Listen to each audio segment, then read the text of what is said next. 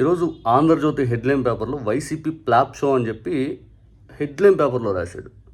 ఎందుకయ్యా flop show 5 అని చూస్తే వైసీపీ చేసిన మరో ప్రయోగం వికటించింది. కూటమి ప్రభుత్వాన్ని అస్థిరపరిచేందుకు నిరంతరం ప్రయత్నాలు చేస్తున్న ఆ పార్టీ నేతలు తాజాగా జూనియర్ ఎన్టీఆర్ పేరును వాడుకున్నారు. తిరుపతిలో రాయ్ ఎన్టీఆర్ పేరుతో మీడియా సమావేశాన్ని ఏర్పాటు చేశారు. జూనియర్ రాజకీయ ఎంట్రీ అరంగేటం ముహూర్తం ఈ ఖరారుకు ఇదే వేదిక కానుందని ఊదరగొట్టారు. అయితే ఈ ప్రయోగం ఆదిలోనే బెడ్స్ కొట్టింది. రాయ్ ఎన్టీఆర్తో సంబంధం లేదని ఎన్టీఆర్ కుండబద్దలు కొట్టారంట. ఇక వీళ్ళు రాసిన మరీ దారుణం ఏంటంటే, రాయ్ ఎన్టీఆర్ పేరుతో తిరుపతిలో మీడియా సమావేశం అంటూ హడావుడి, తెర వెనుక నుండి నడిపించిన వైసీపీ నేతలు. ఆ నేతల పేర్లు చెప్పు. కర్త కర్మ క్రియ వారే, ఖర్చులు వారివే. ఒక దర్శలో తారక్కు కూడా వస్తున్నట్టు ప్రచారం. కూటమిలో చిచ్చు, అస్థిరతే అసలు లక్ష్యం. టీడీపీ శ్రేణులను గందరగోళం సృష్టి టార్గెట్. వెంటనే రంగంలో దిగిన జూనియర్ కార్యాలయం. రాయ్ ఎన్టీఆర్తో సంబంధం లేదని ప్రకటన. దీంతో షాక్ అయిన వైసీపీ నేతలు. ఇది రాశాడు ఆంధ్రజ్యోతి హెడ్లైన్ పేపర్లో. నిజం చెప్పాలంటే అసలు ఈ రాయ్ ఎన్టీఆర్ తోటో లేకపోతే జూనియర్ ఎన్టీఆర్ రాజకీయ రంగ ప్రవేశం చేసినా ఏం చేసినా అది వైఎస్ఆర్ కాంగ్రెస్ సంబంధం లేదు. నాకు తెలిసి ఈ రాష్ట్రంలో ఎవరు ఏం చేసినా కానీ వెనక వైఎస్ఆర్సీపీ ఉంది. ఇంత అభద్రత భావింది, ఇంత భయం ఎందుకు? జూనియర్ ఎన్టీఆర్ రాజకీయాల్లోకి వస్తే నిజంగా మాకేం నష్టం? మీకు కదా.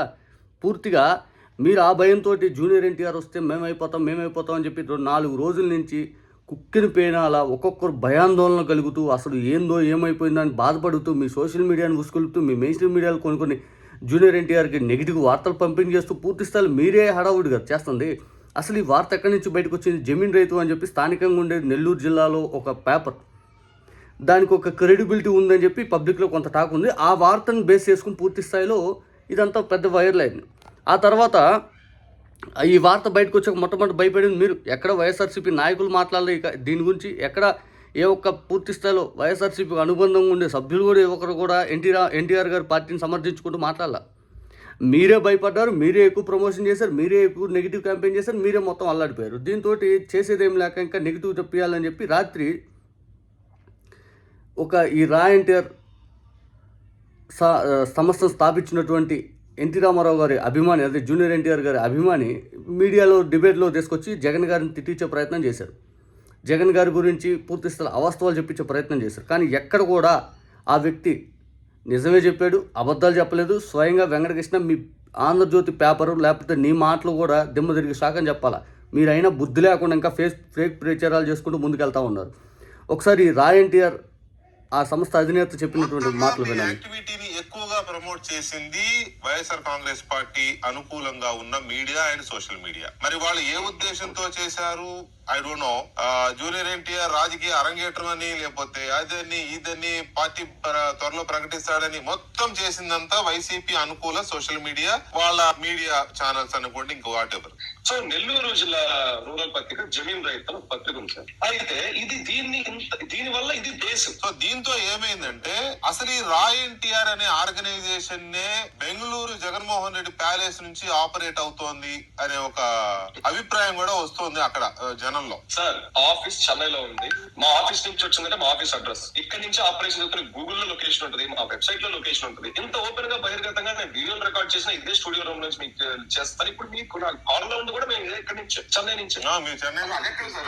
ఇంకా బుద్ధి జ్ఞానం సిగ్గు ఎగ్గు జగన్మోహన్ రెడ్డి గారి ఇంటి నుంచి అది బెంగళూరు నుంచి ఇది ఆపరేట్ అవుతుందా? సిగ్గుండాలి చెప్పడానికి, సిగ్గుండాలి. ముఖాన చెప్పాడు కదా, ఊసినట్టు చెప్పాడు. అయ్యా మేము ఆపరేట్ చేస్తాం మొత్తం తమిళనాడు చెన్నై నుంచి. అయ్యా నేను ఇక్కడ జాబ్ చేస్తున్నాను, పూర్తి స్థాయి ఈ ఆఫీస్ నుంచే నీకు ఇప్పుడు లైవ్లో కూర్చున్నాను. ఇంకా ఆయన చెప్తాడు, ఈ వ్యక్తి ఎన్టీఆర్ గారి అభిమాని చెప్తారు, నేను ఎన్టీ రామారావు గారి అభిమాని. మా తాత ఎన్టీ రామారావు గారు చంద్రబాబు నాయుడు గారితో కలిసి పనిచేశారు. ఇక మేము టీడీపీ సభ్యత్వం ఉంది నాకు. ఇక చంద్రబాబు నాయుడు గారితో 2 గంటల సేపు ఒక మీటింగ్లో నేను స్వయంగా ఆయనతో అటెండ్ అయ్యాను, స్వయంగా ఆయనతో మాట్లాడాను. టీడీపీ కోసం నేను పనిచేశాను. ఇదే మా సంస్థ కోసం రామ్మోహన్ నాయుడు వచ్చి పనిచేశాడు.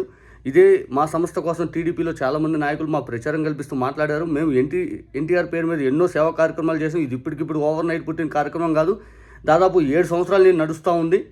ఇది ఎన్టీఆర్ గారికి తెలిసి మేము చేయట్లేదు, తెలియకపోయినా కానీ మేము చేస్తున్నాం. మేమైనా కానీ పూర్తి స్థాయిలో ఇదిగో తిరుపతిలో పెట్టేది మాది ఎప్పుడో జూన్ 26వ తారీఖు ఆ హోటల్ మేము బుక్ చేసుకున్నాం, తాజ్ హోటల్. ఇప్పుడు వచ్చేసరికి ఇది జూలై 10వ తారీఖు వేరే జమీన్ రైతు అని పేపర్ బయట పెట్టింది.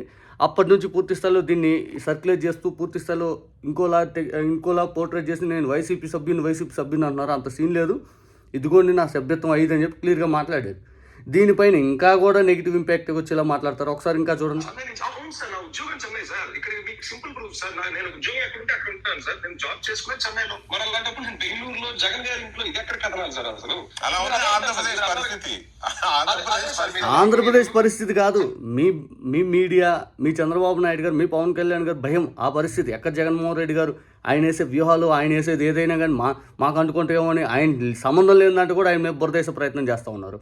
రాజకీయంగా ఎదుర్కోండి అయ్యా స్వామి అంటే మీకు అభద్రతా భావంతో బతుకుతూ ఉన్నారు. నిజంగా ఈ గెలుపు 164 సీట్లు వచ్చి మీరు ఎంత దరిద్రంగా పరిపాలన చేస్తున్నారంటే, ఇంత అభద్రతా భావంతో వెళ్తున్నారంటే జనాలు కూడా ఆశ్చర్యపోతూ ఉన్నారు. ఏంటి ఇంత అభద్రతా భావం అది ఇదని. అదే అంటారు కదా, ఇప్పుడు మేము గతంలో ఎన్నో ప్రెస్ మీట్లు చిన్న మా ప్రోగ్రామ్స్ కోసం పెట్టుకున్నప్పుడు ఇదిగోండి సార్, ఆ ఏపీఎన్ ఆంధ్రజ్యోతి రాసిన ఆర్టికల్ ఏమని రాశారు? రాజకీయాలకు అతీతంగా సేవా కార్యక్రమాలు మా గురించి. అదే సార్, ఇది చాలా ఉన్నాయి సార్. ఈనాడు ఉంది, వేరే ఇతరత్ర పత్రికలు. తర్వాత పోతే మన శ్రీకాకుళంకి రామ్మోహన్ నాయుడు ఇప్పుడు ప్రెసెంట్ ఇదే ఆంధ్రజ్యోతి రాసిందంట. ఇదే రా ఎన్టీఆర్ గురించి గతంలో ఏదో ప్రోగ్రామ్ చేస్తే ఇప్పుడు మరి సిగ్గు అనేది మీకు పోయిందా వెంకటకృష్ణ? సిగ్గు అనేది పోయిందా? మళ్ళీ ఎందుకు ఈ అసత్యమైన కథనాలు జనాల్లో పంపింగ్ చేస్తాం? మీ ఆంధ్రజ్యోతి రాసిందంట రా ఎన్టీఆర్ గురించి. మళ్ళీ చెప్తాను వినండి ఒకసారి. రాజకీయాలకు అతీతంగా సేవా కార్యక్రమాలు మా గురించి.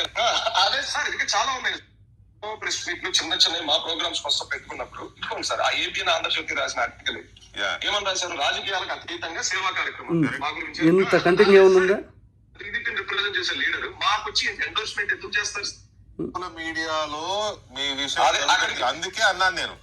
సార్ నాకు తెలుగుదేశం పార్టీ అఫీషియల్ గుర్తింపు కార్డు ఉంది. ఒకప్పుడు నేను తెలుగుదేశం పార్టీ కోసం క్షేత్ర స్థాయిలో పనిచేశాను. తర్వాత పోతే చంద్రబాబు నాయుడు గారికి అత్యంత దగ్గరగా 2 సార్లు కూర్చొని 2 గంటలు మీటింగ్ అటెండ్ అయ్యాను. చాలా మంచి వర్క్ చేశాను పార్టీ కోసం. ఎందుకంటే పెద్ద ఆయన పెట్టిన పార్టీ. మా తాత 100 ఎకరాల ఆసామి నెయ్యంత ఊర్లో. అప్పటి నుంచి ఆయనకి నెయ్యంత సర్పంచ్ చేయగలిగి. మా నాన్న కూడా అంతే. మేము చెన్నై వచ్చేసాం. అప్పటి నుంచి మా కుటుంబం కూడా ఇక్కడే ఉంటాం సార్. ఇంకిక్కడ నేను ఏం సార్, నన్ను వైసీపీ అంటారు లేదా పేటీఎం అంటారు సార్.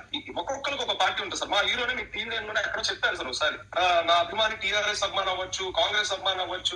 ఇక్కడ ఏంటి సార్, కోర్ కమిటీలో అభిమాని కదా. ఆయన పార్టీతో, ఆయన కులంతో, ఆయన రాష్ట్రంతో, ప్రాంతంతో సంబంధం ఏంటి అసలు? మళ్ళీ వచ్చి కవరింగ్ ఇదే వెంకటకృష్ణ. మళ్ళీ రాత్రి అంతరం డిబేట్లో క్లియర్గా చెప్పాడా వైసీపీ లేదు, ఏమీ లేదు, మా సొంతంగా మేము చేసుకుంటున్నాం అని. తెల్లారిపోతుంది మళ్ళీ ఇదే పచ్చ మీడియా, దరిద్ర కొట్టు మీడియా, నీచప్ మీడియా ఏం రాస్తుంది? వైసీపీ ఫ్లాప్ షో అంట. ఎన్టీఆర్ని టార్గెట్ చేసుకుంటూ వీళ్ళే రాజకీయాల్లోకి వస్తున్నాడు, ఐదం ప్రచారం చేసి బోల్తా పడ్డారని రాస్తారు. అసలు ఎన్టీఆర్కి మాకేం సంబంధం, వైసీపీకి ఏం సంబంధం? జగన్మోహన్ రెడ్డి గారు ఇంటి నుంచి ఆఫీస్ ఉందంట. ఈ దరిద్ర క్వశ్చన్లు అడగటం ఏంటి?